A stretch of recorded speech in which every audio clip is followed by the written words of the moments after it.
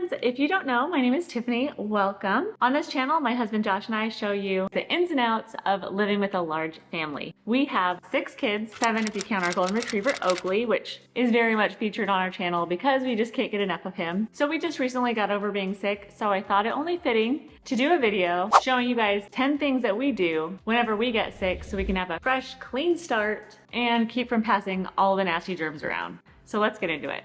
So first of all, one of the huge things that we do when we get sick is try to stay hydrated. Trying to stay hydrated seems so hard. For some reason, especially when I'm sick, water just doesn't sound that good. So one of the things I love to drink is coconut water. You can get coconut water that's actually flavored with pineapple, which is one of my favorite things. So it just gives you a nice tropical vibe. I don't know, it just tastes really good and refreshing to me, especially over ice. Also, you can get sports drinks and things, but the cool thing about coconut water is it has less calories, less carbs. It has natural sugars rather than artificial sugars like things like sports drinks would have. So definitely recommend the coconut water. We also try to stick to a brat diet. I'm sure you've all heard about a brat diet. If you have not heard about it, it's basically bananas, rice, applesauce, and toast. We also try to throw some other things in there like crackers. Scrambled eggs can be a good choice. We also love Jell-O, and if you ask my 17-year-old, he swears by grape juice. I don't know. But if you do have a stomach bug, you might want to try to stick to the neutral colored drinks and foods just so that, it'll cause less damage, if you know what I mean. Okay, moving on to the next one. We always try to take our vitamins. I know it seems like, hello, you're supposed to take it beforehand. We do try to take it beforehand, but we especially want to be taking it when we're sick. If you end up having to have antibiotics, we just had strep throat in our family, so some of our kids had to have antibiotics. I definitely recommend taking a probiotic because those antibiotics will kill every bacteria in your body, including the good bacteria that helps you to digest your food and give you good gut flora. So we always take a probiotic. One of the rules to taking a probiotic though, when you are on antibiotics, is to make sure you're spacing it out about 2 hours away from when you've taken your antibiotics. Otherwise, your antibiotic will kill your probiotic. How many times can I say biotic? A couple of probiotics that we really love for kids is the Hyperbiotics Pro Kids. It's like got a tangy orange. What I love about them though is that kids can swallow them or they can chew them. So it's kind of good for all ages. Let's see, we're kind of running out here.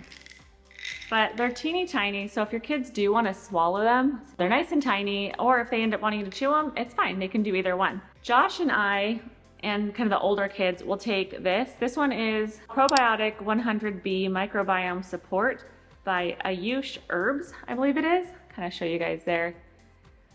But because we're not the greatest at taking our probiotics all of the time, when we take antibiotics, we want to really make sure for at least several weeks afterwards we are consistent with taking our probiotics. That way we could build up that good gut bacteria again. Another luxury thing that we really love to do is to take Epsom salt baths. Epsom salts are really great because if you are pregnant and you get headaches, which I did when I was pregnant, that's also another great idea to take Epsom salt bath because most of the time it's because you're low in magnesium is the reason why you get these headaches.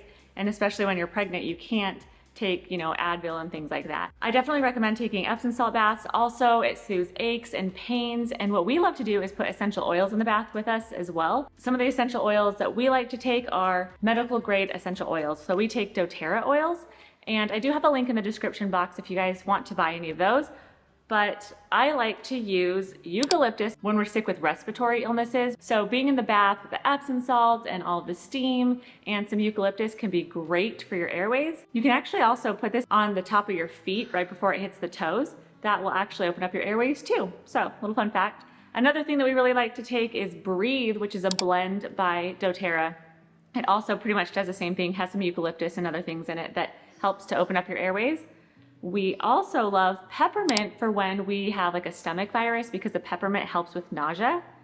And one of the things that we use almost on a daily basis is using On Guard. We don't usually put it inside of our baths, but we'll definitely get out of the bath and put it on our feet. On Guard is a great oil for basically killing bacteria, boosting your immune system, all kinds of great things. So we definitely recommend that one as well. As we're talking about oils, another thing that we always do is get our diffusers going. Same oils we'll put in there with some water and we'll get those going, especially that On Guard that I was talking about. The On Guard will actually purify the air. And so if there's any bacteria or anything floating around, all of the germs going around, especially things that are contagious through droplets and things in the air, doTERRA will clean out the air for you with the diffuser, especially in the colder months when you can't really open your windows. So having a diffuser going to clean the air and give you some moisture really helps. And now that we are better, we're over the sickness mostly, or at least most of us are getting over some sicknesses, I like to go through each room that everybody was sick in and get rid of all of the junk, all of the trash, all of the tissues, sports drinks, or cups and things that have accumulated because, you know, we're just not feeling well enough to go take them downstairs. Make sure that whole area is free from germs. And another thing we like to do is to change out our bedding. Having nice fresh linens to put on our beds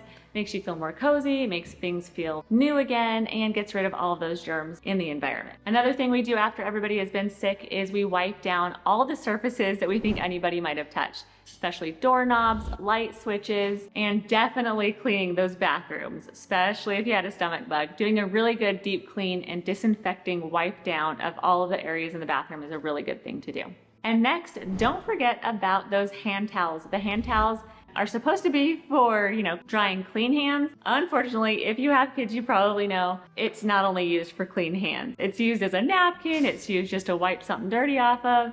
Oftentimes it can accumulate all the germs and stuff too, so having nice fresh towels in each bathroom is definitely something that we like to change out and do. Another thing that's also forgotten very easily, or maybe never even heard of, I never even thought about it until recently when our kids did have strep throat, and I was looking up things about strep throat, and it was saying how you can actually get strep throat again, even after antibiotics and things, just from using the same old toothbrush that you might have been using before, if it could have any of that bacteria on it.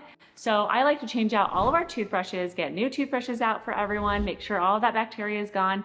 Or I know there are some sanitizer stations that you can get that will clean your toothbrushes for you, especially if you have the mechanical toothbrushes. Those heads are so expensive. So if you had just put a new one on and then you get sick, you don't want to have to throw that away and get another one out. So if you do have a way to sanitize those instead of having to throw those out, that's a really nice thing to do. We don't have one. I want to invest in one eventually, but right now we just throw out our toothbrushes and just get new ones if we need them. And last but not least, I really like to go around the house and open up the windows. Even if it is cold outside, just 10-15 minutes of opening all the windows and letting some fresh air in. We like to open up the doors if you have screens, really get that air flowing through the house. Not only does it get rid of any unwanted smells that have been accumulated throughout the house, but it also purifies the air as well. In fact, in some places where they don't have good filter systems and air conditioners and things in certain hospitals in other countries, they will just try to get as much airflow going through the hospitals as they can to take out any unwanted bacteria and viruses, and it actually helps quite a bit. So that's about the 10 things that I do. I'm sure there's probably more, lots of cleaning,